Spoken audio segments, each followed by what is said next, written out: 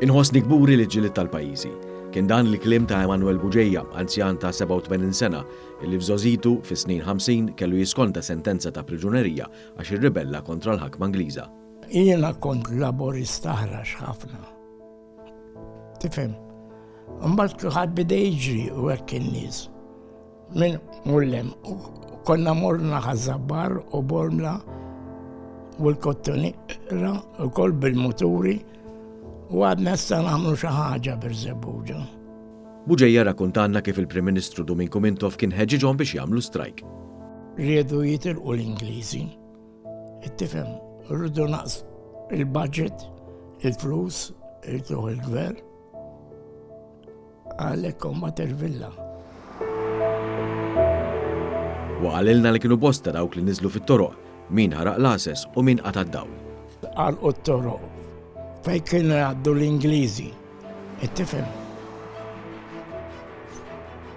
Fej kellhom il-bażi l-Ingliżi. Ftit wara uffiċjali tal-Gvern Ingliż kienu marru jarrestaw waqt li kien fuq il-post tax-xogħol, tant li tilef ukoll l-impik tiegħu. L-Union iġildet li l-każ tiegħi mhux id-dokkjar kien barra.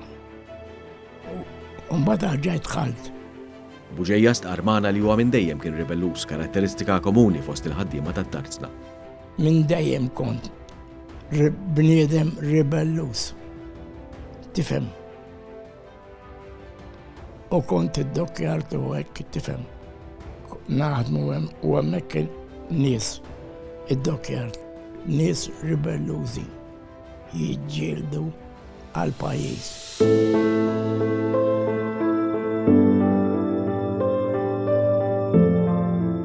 Wara konta kif flimkien ma' Albert Hisler, Agatha Barbara u bost oħrajn, wa kellu jiskonta sentenza l-ħabs. Xarajn u nofs. Min waħar 3 xhur, min waħar xahar, tifhem. Bħal-każu bħal Hisler u Agatha Barbara, dak waħallu xahar. Viżibilment emozjonatu huwa temm jgħid li minkejja dbatijiet li għadda minnhom meta jħares lura, joħossu gburi li kien katalista biex Malta saret ħilsa. Jħossni li jem proud ġifieri ġelet tal-pajjiż.